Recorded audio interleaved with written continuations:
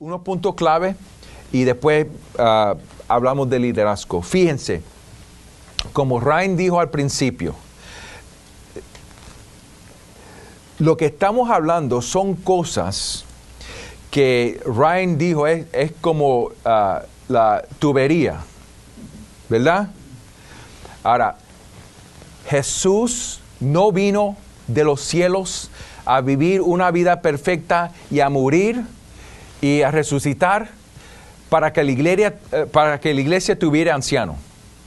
Eso no fue el propósito de él. Eso no fue el fin de él. Él no vino nada más que para que la iglesia tuviera tubería.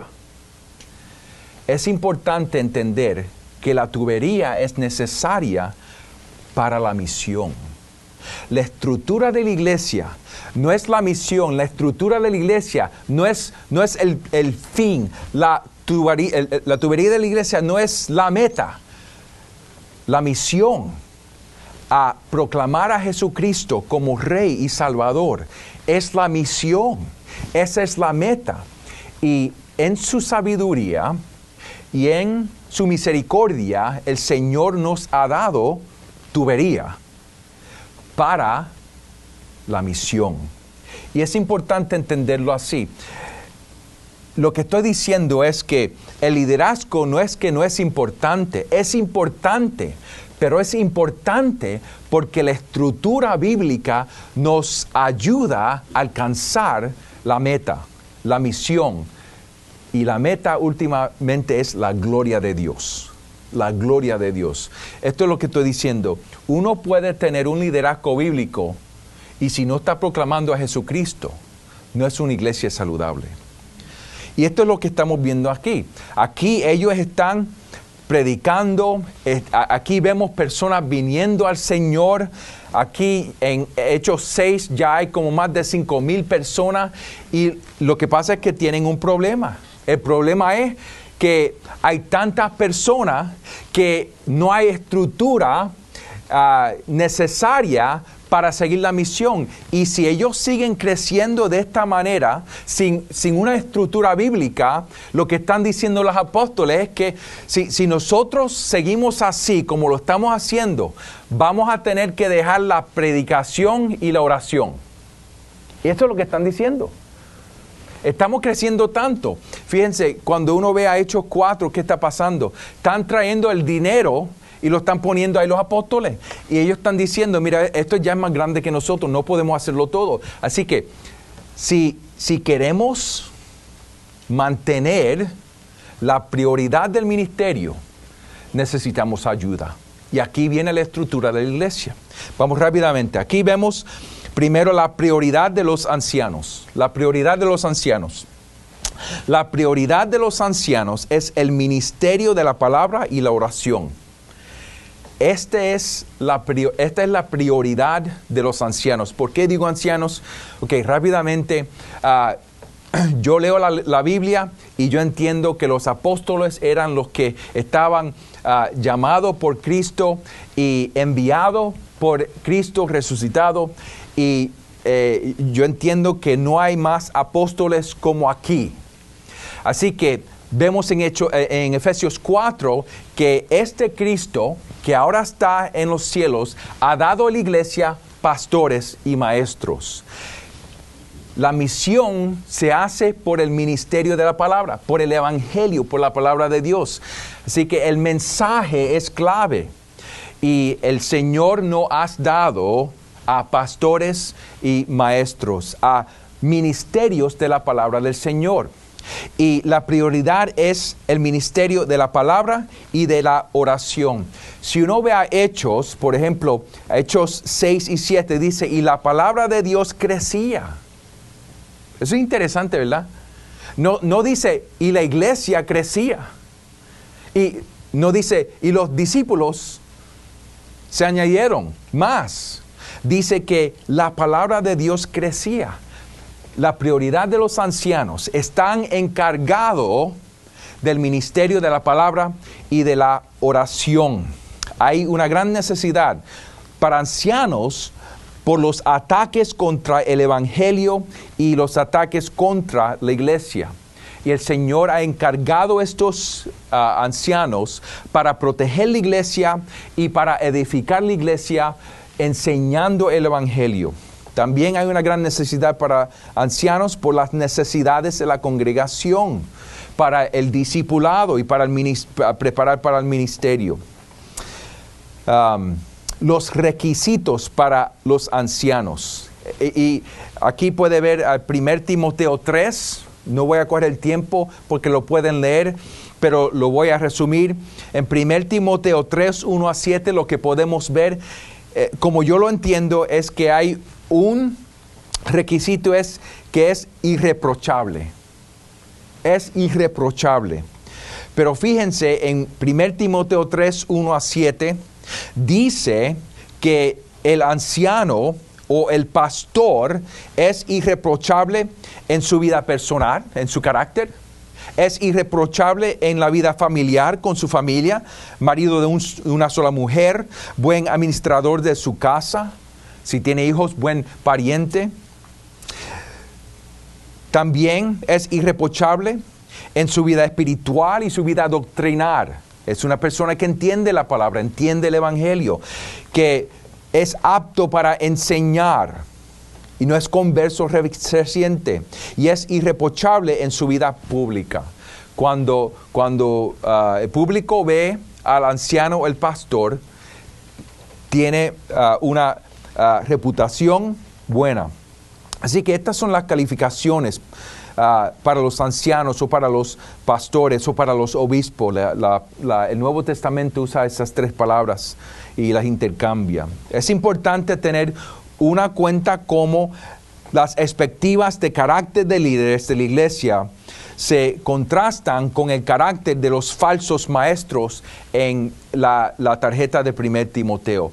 Yo creo que lo que está haciendo Pablo es diciendo, porque hay un problema con falso maestro, y Pablo está diciendo, este es el carácter y las calificaciones de los ancianos de las iglesias, y pienso que los otros falsos maestros no tenían ese mismo carácter.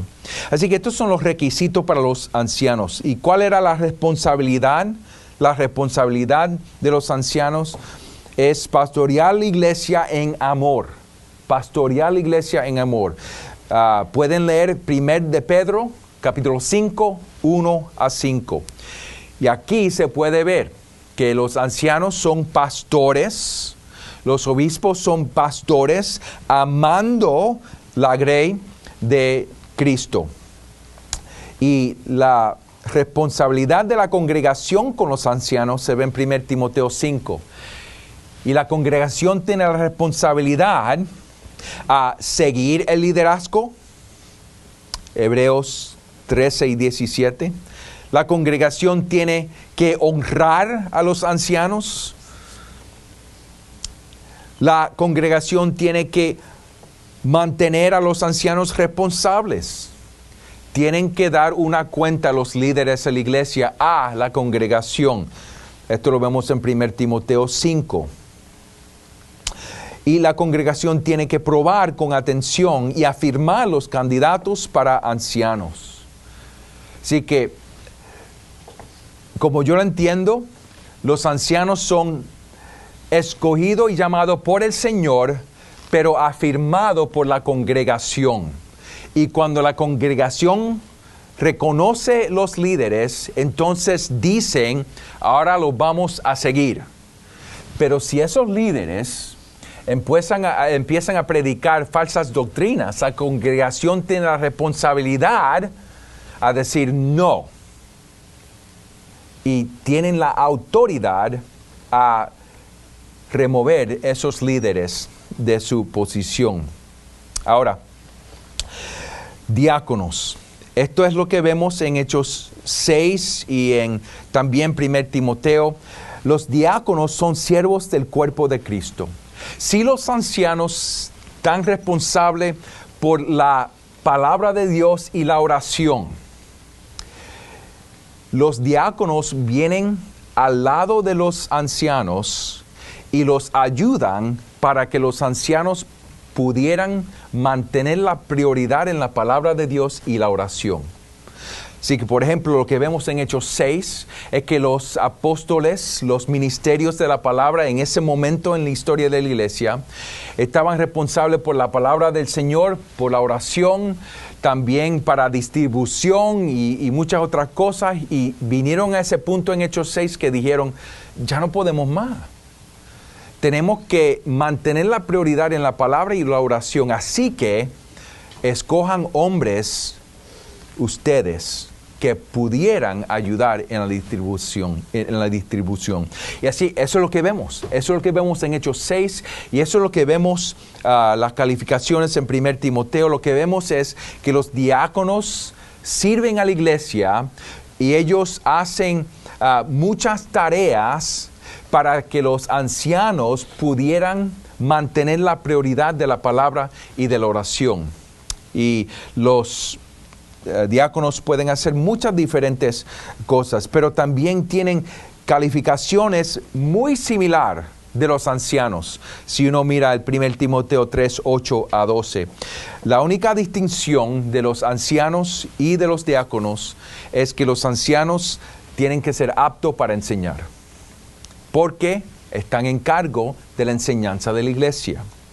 En la iglesia de nosotros hay diáconos que están en cargo de la propiedad afuera, en cargo del edificio y están en cargo de viudas. Hay diáconos que están en cargo de, por ejemplo, la seguridad en la iglesia cuando estamos reuniendo. Y por esas cosas, nosotros como ancianos no tenemos que mantener una lista de personas que van a ayudar este domingo y el próximo domingo. Los diáconos están haciendo esto para que nosotros pudiéramos concentrarnos en la palabra de Dios y en la oración. Así que déjame resumir aquí donde estamos.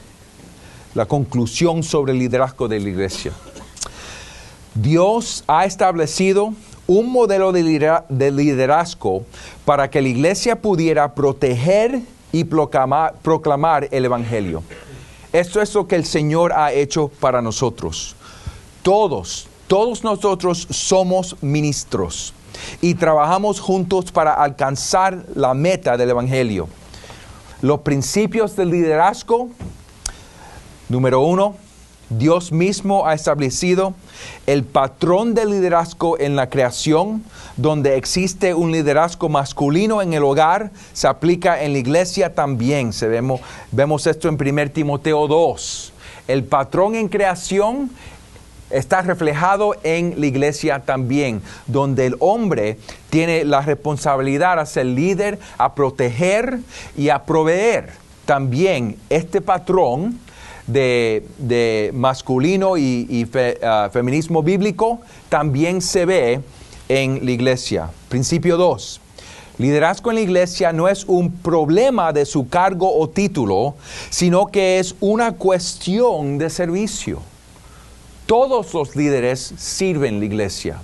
Hay algunos que sirven en la palabra y oración principalmente, y hay otros que sirven de la manera para que la palabra y la oración pudiera ser la prioridad de la iglesia, pero todos servimos. El principio 3, el liderazgo de la iglesia no es una cuestión de talento o superdotación, sino que es una cuestión de carácter. Y es importante entender esto también. Dentro del patrón establecido de Dios, todos somos siervos. Y la congregación está responsable ante Cristo, nuestra cabeza.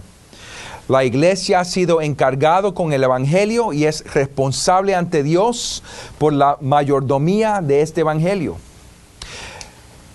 La congregación tiene que afirmar y dejar a un lado a aquellos a quienes Dios llama a servir la iglesia. Y tiene la congregación que abrazar el verdadero evangelio en lugar de otros evangelios falsos. Y también tiene la congregación que mantener la unidad del Espíritu en el vínculo de paz. Así que para ponerlo todo junto, en el Nuevo Testamento vemos que la participación de la congregación en varias áreas, en materia de afirmación del liderazgo, ancianos, diáconos, misioneros, en materia de doctrina, en materia de afiliación o membresía. Así que, ¿qué tipo de iglesia usted desea? ¿Qué clase de iglesia quiere ser usted parte? Nosotros queremos ser una iglesia saludable. ¿Y para qué fin? ¿Para qué meta? Para la gloria del Señor. Vamos a orar. Querido Señor, gracias por tu misericordia y gracias por tu ayuda. Gracias por tu plan y por tu revelación. Ayúdanos, Señor, en tu poder ser iglesias con una fe común, con una vida común, con una estructura que nos ayuda a alcanzar la meta del Evangelio. Ayúdanos, Señor, a vivir de tal manera que somos distintos del mundo para su gloria y para nuestro gozo. En el nombre de Jesucristo oramos. Amén.